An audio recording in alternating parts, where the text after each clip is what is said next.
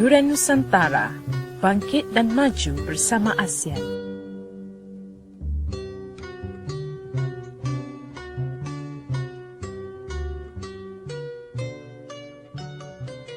Selamat petang bersama dengan kami melalui Radio Dura Nusantara, bangkit dan maju bersama ASEAN. Hari ini 10 Ogos 2015 bersamaan dengan hari Isnin, dan sekarang ini jam 2.35 petang.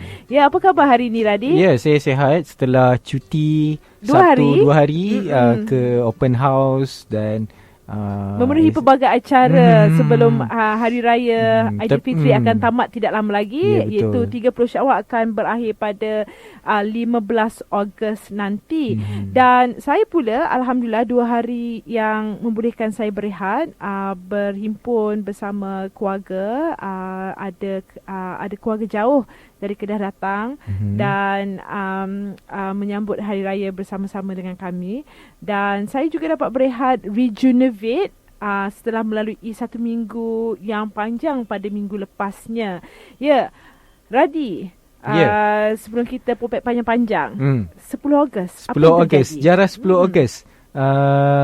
Yang pertama adalah Hari Kemerdekaan di Ecuador pada 1809. Seterusnya adalah 10 Ogos merupakan Hari Biodiesel Antarabangsa. Biodiesel merujuk kepada bahan api diesel berasaskan minyak sayuran atau lemak haiwan yang terdiri daripada rantaian panjang alkyl. Biodiesel biasanya dihasilkan melalui tindak balas kimia lipid, contohnya minyak sayuran, lemak haiwan dan alkohol. Jadi 10 Ogos adalah Hari Biodiesel Antarabangsa. Seterusnya adalah Anne tahu tak nama ni? Alfonso de Albuquerque. Ya. Saya sangat familiar dengan nama tu ketika belajar sejarah tingkatan 3. Ya. Dia ada kaitan dengan sejarah dengan Melaka, kan? Alfonso pada 10 Ogos 1511, Alfonso de Albuquerque kembali ke Melaka setelah perjalanannya dari Goa. Seterusnya adalah mengenai kelahiran. Saya rasa ni Anne juga kenal ni. Kelahiran Taufik Hidayat. Oh, siapa ya? Tahu tak nama tu? Macam tahu kan? Dia pemain badminton Indonesia. Ya. Taufik Hidayat. Dia lahir pada 10 Ogos 1981. Itu saja sejarah. Bercerita berkenaan dengan 10 Ogos merupakan Hari Kemerdekaan Ecuador. Untuk pengetahuan umum bahawa salah satu negara dalam kelompok ASEAN, iaitu Singapura, telah menyambut hari kemerdekaannya yang pada 9 Ogos. Itu hari semalam. Pada hari semalam, kan? Selamat Hari Kemerdekaan. Ingin kami warga rakyat Malaysia, malah penduduk di sekitar Nusantara ingin mengucapkan selamat menyambut Hari Kemerdekaan kepada Singapura. Kepada rakyat Singapura. Semoga keamanan dan keamanan dicapai, dapat dijaga, pertumbuhan ekonomi sentiasa bagus hingga ke masa-masa yang hadapan. Saya pula ingin berkongsi tentang info. Ini menarik. Saya rasa Radhi suka sebab Radhi seorang antara salah seorang yang suka mengembara, suka mencari tempat-tempat unik di dunia, kan? Saya ingin sampaikan mengenai perpustakaan unik di dunia. Menarik. Persepsi sebuah perpustakaan adalah sebagai pusat yang kaya dengan ilmu dan penuh ketenangan, kan? Kat situ di perpustakaan tersimpannya segala informasi yang mana-mana laman teknologi juga suka untuk menyimpan rapi, kerana segalanya bermula dari buku yang menyalurkan segala jenis informasi dan maklumat yang berguna pada hari ini. Buat penggemar bahan bacaan tradisional ini, perpustakaan adalah tempat yang boleh menenangkan fikiran di samping menimba ilmu. Jadi faktor dekorasi dalaman serta keindahan perpustakaan sebenarnya memainkan peranan penting dalam memastikan orang ramai suka membaca serta menarik lebih ramai golongan dan generasi baru untuk membaca daripada melakukan aktiviti yang tidak berfaedah. Tetapi mungkin tidak semua orang mempunyai minat yang sama, namun tidak mustahil jika peranan serta konsepnya boleh mengubah minat seseorang ke arah lebih suka kepada membaca dan juga pergi ke perpustakaan. Okey, perpustakaan pertama yang unik, Glasgow School of Art Library. Di mana tu kan? Ini di Glasgow, di England. Kemudian di Austria, Admont Abbey Library. Biblioteca Joanina, Coimbra, Portugal. Saya boleh lihat dalam gambar melalui internet, perincian hiasan dalamannya sungguh mewah, ibarat seperti perpustakaan lama. Jika hendak mencapai buku yang paling atas, dek paling atas, harus menaiki tangga. Kemudian The Codrington Library, All Souls College, Oxford. Kemudian Mafra Palace Library, Portugal. Bibliothèque Saint Geneviève, Paris ataupun France. Perpustakaan Universiti Teknologi Petronas, Perak, Malaysia. Maksudnya Malaysia juga ada termasuk juga. Escorial San Lorenzo di El Escorial Library, Spain. George Peabody Library, Baltimore, Amerika Syarikat. Museum Shiba Ryotaro, Osaka, Jepun. Itu adalah antara perpustakaan unik yang telah disenaraikan. Kita harap satu hari nanti kita boleh pergi ke sana, merawat. Bagaimana kita boleh tengok kecantikan dan keindahan, keunikan perpustakaan ini. Tapi mungkin kita boleh mulakan dengan di Perak, di Malaysia dulu. Di Perak. Kita ke berita antarabangsa. Berita Nusantara. Selamat bersama dengan kami semula dalam berita Nusantara. Dan hari ini berita antarabangsa yang ingin saya sampaikan adalah mengenai militan IS jual banduan remaja sebagai hamba serendah RM485 Malaysia sahaja. Kumpulan militan IS dilaporkan mengeluarkan sebuah risalah memuatkan senarai penuh banduan dalam tawanan untuk dijual. Risalah itu dikatakan turut memuatkan harga spesifik bagi setiap banduan yang kebiasaannya dijual sebagai hamba seks. Perkara itu didedahkan oleh Wakil Khas Pertubuhan Bangsa-Bangsa Bersatu PBB, Zainab Banggura kepada Bloomberg. Menurut Zainab, risalah itu mula dibuat naik di internet pada November tahun lalu, namun beliau berjaya mendapatkan salinan yang dicetak semasa berada di Iraq pada April tahun ini. Mereka juga didagangkan seperti tong-tong minyak. Ini kata Zainab. Seorang gadis boleh dijual dan dibeli oleh lima atau lelaki yang berbeza. Kanak-kanak berusia 1 hingga 9 tahun turut dijual kepada para pejuang militan IS dengan hanya harga serendah RM650 Malaysia ataupun bersamaan dengan 165 US dollar. Berdasarkan pemerhatian terhadap risalah itu, Zainab juga berkata harga banduan akan berkurangan jika umur semakin meningkat pula. Dan tambah Zainab lagi, gadis remaja dijual pada harga RM485 Malaysia, manakala wanita berumur 20 tahun dan ke atas dijual dengan harga yang lebih murah lagi.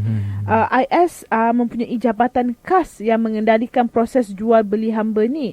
Sistem berkenaan membuatkan IS sedikit berbeza daripada kumpulan militan yang lain. Ini kata Zainab. Dan Zainab turut menambah, para pemimpin kumpulan pengganas itu lazimnya akan membuat pilihan terlebih dahulu sebelum orang luar boleh membida baki tahanan-tahanan yang lain. Ada juga kes di mana kumpulan militan ini menjual semua gadis-gadis itu kepada keluarga mereka dengan bayaran tebusan. Saya rasa ini sangat tidak bermoral lah. Dan saya mempersoalkan pejuang IS, Islamic State. So, where is the Islamic? Sebab itu ada hubungannya dengan hak asasi manusia dan seterusnya berita antarabangsa. Hak perlindungan anak-anak. Seterusnya adalah berita datang dari Amerika Syarikat, New York, mengenai biola Stradivarius yang pernah dicuri kembali ke pemiliknya. Biola Stradivarius milik maestro biola Roman Tottenberg kembali ke pemiliknya setelah hilang selama 35 tahun di New York, Amerika Syarikat. Biola itu hilang dari pejabat Tottenberg di tahun 1980 ketika ia sedang menerima penghormatan penonton sesudah menyelesaikan sebuah konsert. Alat muzik ini muncul bulan Julai kemarin, bulan Jun kemarin, ketika seorang perempuan menaksir harganya sesudah dia mewarisi dari suaminya. Setelah itu, polis dipanggil ketika diketahui benda itu adalah biola Stradivarius yang asli. Biola yang dibuat oleh Antonio Stradivari dikenal boleh mencapai harga jutaan dolar Amerika Syarikat. Tottenberg adalah seorang anak berbakat dari Polandia dan dia membeli biola itu pada tahun 1943 dengan harga US dolar RM15,000 yang setara dengan US 200,000 sekarang. Tidak disebutkan berapa taksiran harga biola itu sekarang. Terakhir kalinya biola Stradivarius laku seharga 11 juta euro dalam lelong tahun 2011 untuk membantu korban tsunami di Jepun. Tottenberg sendiri tidak boleh melihat kembali biola kesayangannya kerana beliau meninggal dunia pada 2012 di usia 101 tahun. Biola itu sekarang dikembalikan ke keluarga Tottenberg yang berencana menjualnya ke musisi atau pemain muzik yang berminat. Pihak berwenang tidak berencana menuntut siapa pun terkait pencurian biola ini. Ya, benar. Dan berita antarabangsa seterusnya adalah berita daripada China, Heyuan China, di mana polis telah temui 213 fosil telur dinosaur.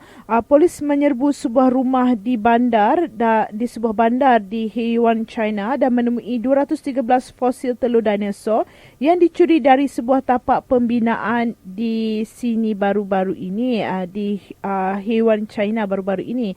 Dalam serbuan di wilayah Guangdong pada 30 Julai lalu, pihak berkuasa turut menemui satu tulang dinosaur yang lengkap. Jurucakap polis berkata, fosil telur dinosaur itu pada mulanya ditemui di sebuah tapak pembinaan pada Jun lalu. Menurutnya, sebelum sempat saintis dan penyelidik tiba di lokasi berkenaan, fosil itu dicuri sekumpulan penduduk pula.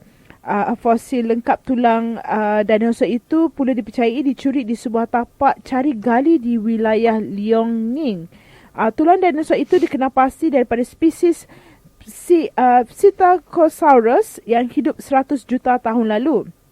Kegiatan cari gali haram sering berlaku di bandar Heyuan sejak kali pertama fosil dinosaur dijumpai pada 1996.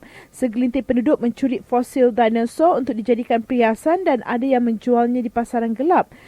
Kekurangan undang-undang bagi menghalang kegiatan berkenaan menyebabkan ramai penduduk terlepas daripada tindakan. Ini bermaksud di daerah Heyuan, China ini ataupun di wilayah Guangdong ini terdapat banyak fosil dinosaur.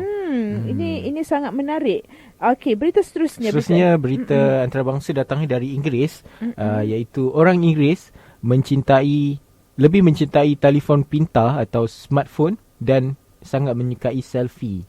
Telefon pintar mengalahkan laptop untuk pertama kalinya sebagai alat yang lebih disukai dalam berhubungan memakai internet di Inggeris.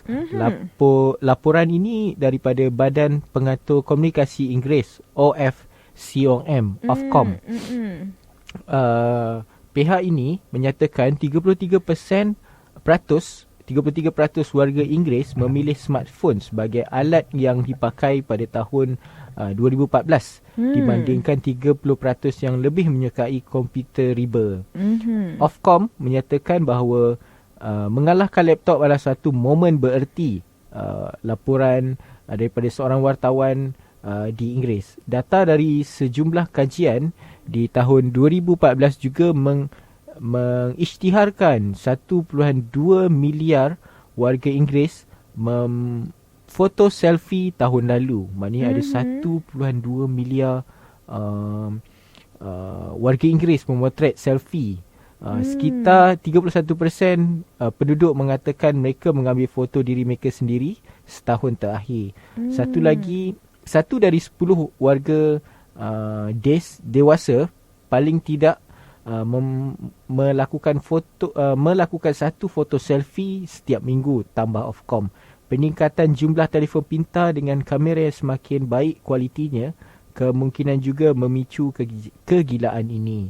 Smartphone ditemukan lebih digemari dibandingkan kamera digital dalam pengambilan dan penyimpanan foto di tahun 2014 dengan 60% warga dewasa dan 89% di antara penduduk umur 16 sampai 25 tahun menggunakan telefon mereka untuk mengambil foto. Maknanya satu hal yang kegilaan smartphone di Inggeris. Seperti yang pernah kita baca dulu kan, yang zombie di China. Kegilaan orang China menggunakan smartphone sampai disediakan satu jalan yang khusus khas untuk pengguna smartphone. Ya, itu berita antarabangsa. Kita berehat sebentar sebelum kita masuk ke berita politik dan hal ehwal semasa.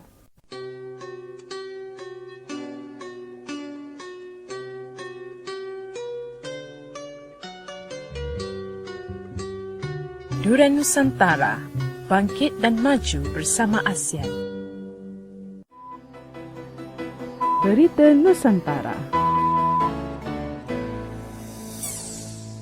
Kita bersama semula dalam berita Nusantara dan kali ini berita politik dan hal ehwal semasa yang ingin saya sampaikan adalah mengenai, ingat tak saya pernah sampaikan mengenai Ahmad Zahid Hamidi ingin membawa masuk 1.5 juta pekerja dari Bangladesh. Ya, ya. Ingat kan? Okey, berita ni kaitannya dengan tu.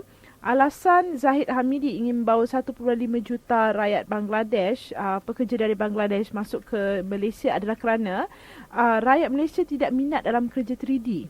Okey, kerajaan terpaksa membawa masuk pekerja asing termasuk dari Bangladesh kerana sikap rakyat Malaysia yang tidak berminat bekerja dalam sektor 3D iaitu dangerous, difficult dan dirty. Ini kata Timbalan Perdana Menteri Datuk Seri Dr. Ahmad Zahid Hamidi. Oleh kerana industri dan perniagaan harus berjalan, maka kita kena cari alternatif, kerajaan Malaysia kena cari alternatif iaitu membawa pekerja dari negara asing terutamanya dari Bangladesh. Ini ketika kenyataan ini dikeluarkan ketika Ahmad Zahid Hamidi selepas menerima kunjungan hormat daripada Menteri Luar Bangladesh Abdul Hassan Mahmud Ali pada minggu lepas. Dan pekerja 1.5 juta daripada Bangladesh itu akan dibawa masuk ke Malaysia secara berperingkat dalam tempoh 3 tahun bagi memenuhi permintaan majikan daripada pelbagai sektor, terutamanya dari sektor peladangan, pembinaan, perkilangan dan perkhidmatan. Ahmad Zahid berkata pekerja asing yang bakal dibawa ke negara ini perlu diberi latihan asas dahulu di Bangladesh, di negara asal, selain mempunyai pendidikan bersesuaian mengikut bidang dan sektor pekerjaan yang akan disertai di Malaysia. Mengenai salah erti segelintir pihak termasuk pertubuhan bukan kerajaan NGO terhadap hasrat kerajaan mengambil pekerja dari Bangladesh ini, Ahmad Zahid berkata beliau akan mengadakan pertemuan dengan kumpulan berkenaan bagi menjelaskan rasional langkah kerajaan membawa masuk pekerja-pekerja daripada Bangladesh ini tanpa menjejaskan peluang rakyat Malaysia sendiri. Ini yang relate dengan berita yang saya sampaikan pada jam lalu. Berita seterusnya, Radif. Berita seterusnya adalah kerajaan pusat mahu tanah Selangor Selangor tidak patut timbul. Maksudnya Menteri Besar Selangor Muhammad Azmin Ali dakwa tindakan kerajaan persekutuan cuba ambil alih tanah punca rundingan pensusuran air dibatalkan. Dakwaan kerajaan negeri Selangor, kerajaan persekutuan mahu mengambil alih aset dan tanah kerajaan negeri ini yang melanggar perjanjian utama pensusuran semula industri air tidak sepatutnya timbul. Datuk Sulaiman Abdul Razak berkata isu pengambil alihan aset daripada syarikat konsisten air yang digembar-gembur kerajaan negeri adalah Loji Rawatan Air LRA Bukit Nanas dan LRA Semenyih Beliau kata kedua-dua LRA itu sebenarnya terletak di atas nama wilayah Persekutuan Kuala Lumpur dan Putrajaya. Sulaiman berkata tanah LRA Bukit Nanas dan LRA Semenyih itu hak Pesuruhanjaya Tanah Persekutuan PTP dan tidak sepenuhnya kerajaan persekutuan perlu membayar sebahagian aset yang ada pada tanah berkenaan. Mengikut undang-undang, siapa punya tanah maka aset yang ada padanya adalah miliknya dan sebab itu diminta dua aset ini dikeluarkan daripada senarai aset yang dikatakan hak kerajaan Selangor. Sulaiman berkata kerajaan persekutuan juga memberi peruntukan sebanyak RM2 bilion kepada kerajaan negeri untuk proses penstrukturan semula industri air itu. Kerajaan Selangor mendakwa kerajaan persekutuan cuba mengambil alih keseluruhan jajaran 26,000 kilometer aset pipe air termasuk tanah walaupun bercanggah dengan perjanjian utama penstrukturan semula perkhidmatan air negara ini. Menteri Besar Selangor Muhammad Azmin Ali mendakwa tindakan kerajaan persekutuan itu menjadi punca pihaknya sebelum ini membatalkan rundingan persekutuan yang ditandatanganinya bersama pada 12 September tahun lepas sebelum persetujuan untuk berunding semula pada Mac lepas. Maknanya krisis air di Selangor ni tak habis-habis. Dia tak sudah. Sekarang pula loji penyimpanan air atau loji rawatan air disahkan bukan milik kerajaan Selangor pula. Nak diambil alih oleh kerajaan negeri wilayah persekutuan. Kerana dikatakan bahawa loji rawatan air yang berada di Bukit Nanas dan loji rawatan air Semenyih, kedua-duanya tidak termasuk dalam kawasan Selangor, malah masuk di kawasan wilayah persekutuan dan Putrajaya. Okey, berita seterusnya masih lagi berita politik dan hak ehwal semasa adalah mengenai Muhyiddin Yassin. Kita pun 2 minggu lepas kita telah mengetahui bahawa Muhyiddin Yassin telah digugurkan daripada Kabinet Najib Tun Razak sebagai Timbalan Perdana Menteri. Tetapi Muhyiddin pasti beliau tidak akan meletakkan jawatan sebagai Timbalan Presiden UMNO kerana tidak pernah melakukan kesalahan parti. Ini kenyataannya kepada desas-desus dan gembar-gembur yang telah disebarkan bahawa beliau akan meletakkan jawatan sebagai Timbalan Presiden UMNO. Dan juga kepada pihak yang mendesak beliau melepaskan jawatan sebagai Timbalan Presiden UMNO. Beliau menegaskan bahawa tidak akan meletakkan jawatan kerana setahu beliau dalam tempoh beliau berjuang, beliau tidak melakukan apa-apa kesalahan yang dilihat sebagai menentang parti, iaitu UMNO. Kalau ada sekalipun, tunjukkan bukti. Ini kata Muhyiddin Yassin. Takkan sudah hampir 40 tahun dalam parti tidak ada salah, tapi dalam 4 ke 5 hari ini dah banyak salah. Siapa saya dahulu dan sekarang. Ini kenyataan Muhyiddin pula. Beliau menegaskan tidak akan tunduk kepada desakan kerana sejak bersama UMNO lebih 41 tahun lalu, beliau tidak pernah melanggar perlembagaan parti dan tidak ada sebab munasabah untuk memaksanya berbuat demikian. Kita umum tahu bahawa Muhyiddin Yassin bukan seorang yes man apabila berdepan dengan hal yang tak boleh apabila berdepan dengan hal yang boleh menjejaskan nama baik UMNO dan kerajaan, kerana sikap berdiam diri walaupun tahu perkara tersebut salah hanya akan memburukkan keadaan. Maksudnya Muhyiddin Yassin ni diam-diam berisi sebenarnya. Dan untuk pengetahuan, anaknya, ini kenyataan daripada Parti Pembangkang DAP Lim Kit Siang, Presiden DAP Lim Kit Siang. Beliau menyatakan bahawa lirik lagu Najwa Mahidin, anak kepada Muhyiddin Yassin, gambaran suara generasi baru. Penasihat DAP menyifatkan lirik lagu After the Rain nyanyian anak bekas Timbalan Perdana Menteri Tan Sri Muhyiddin Yassin sebagai gambaran suara generasi baru yang mahukan perubahan politik di negara ini.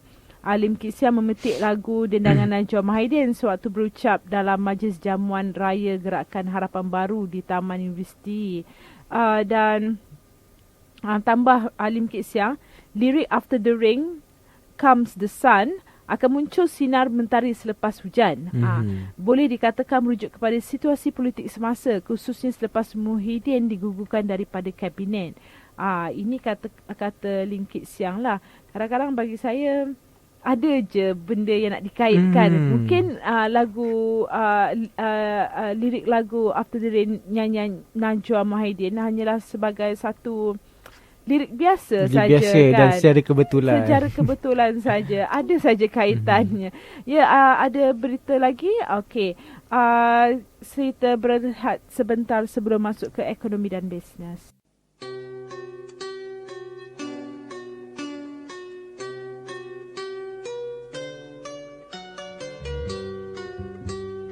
Durian Nusantara, bangkit dan maju bersama ASEAN. Berita Nusantara.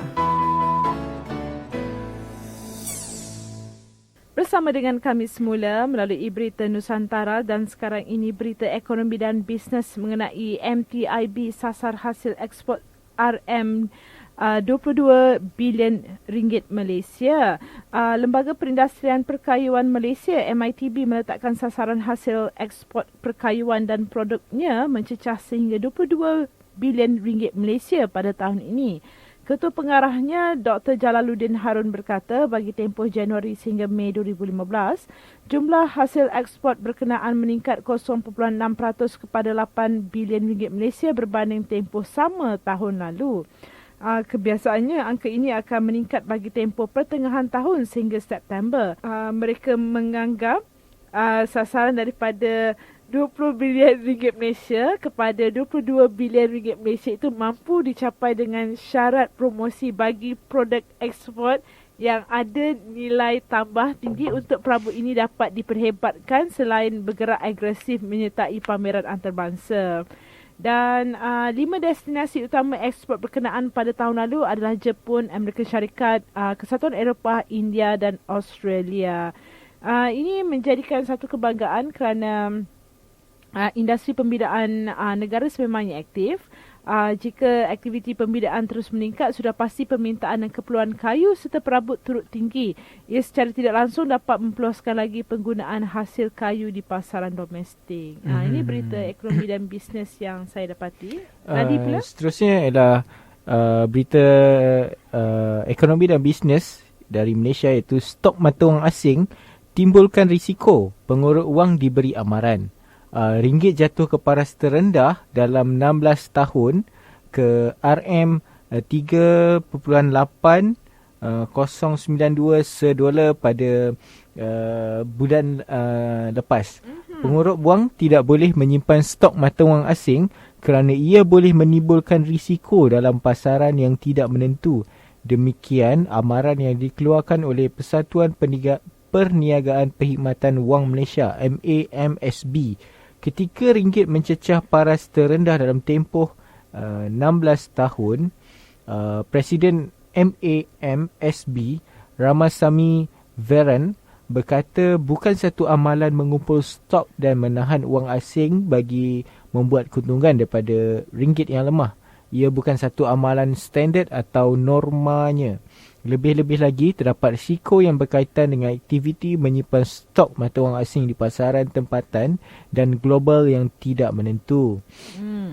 Ia adalah risiko kadar penukaran di mana jika terdapat perubahan negatif dalam kadar pertukaran mata wang, pengurus wang boleh mengalami kerugian jika mereka menyimpan stok mata wang asing. Amaran Ramasamy itu susulan kadar ringgit semakin susut dalam tempoh 16 tahun.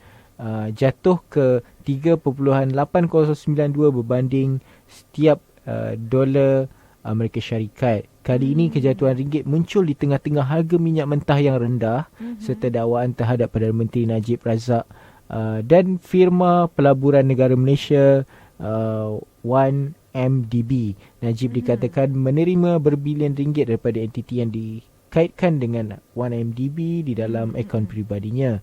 Ramasamy berkata MAMSB masih belum menerima sebarang aduan mengenai pengurus wang yang menyimpan mata wang asing, tetapi memberi amaran tindakan itu boleh memberi kesan kepada pelbagai sektor ekonomi. Mengikut peraturan sedia ada, MAMSB boleh bertindak terhadap pengurus wang yang didapati menyerokkan mata wang asing untuk membuat keuntungan kerana kemerosotan ringgit.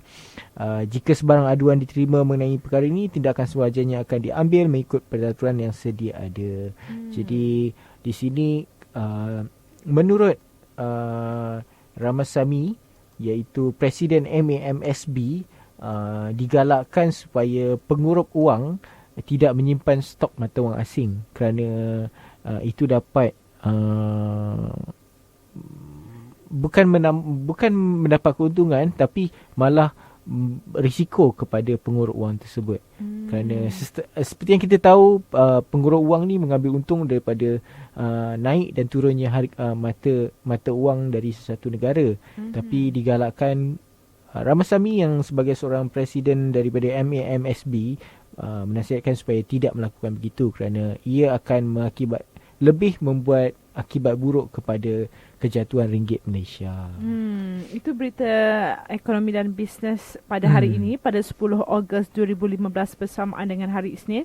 Sebelum kita tutup tirai berita Nusantara kita hari ini, kata-kata bijak daripada Kata-kata Radhi. bijak hari ini ialah dengarkan suara hati lebih dari suara-suara yang lain yang sebenarnya tak tahu apa-apa tentang diri kita. Benar, itu benar.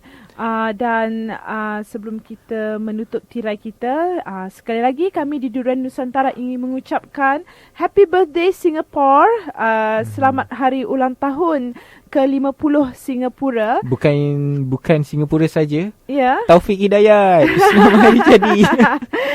Selamat hari lahir kepadamu, Taufik Hidayat. Dan juga selamat menyambut Hari Biodiesel Antarabangsa. Ya, semoga kita berjumpa lagi pada keesokan harinya dengan topik-topik lebih menarik, topik-topik hangat dan berita-berita hangat. Salam cinta damai, salam hormat dari saya Nurbaya Hassan. Dan salam Nusantara.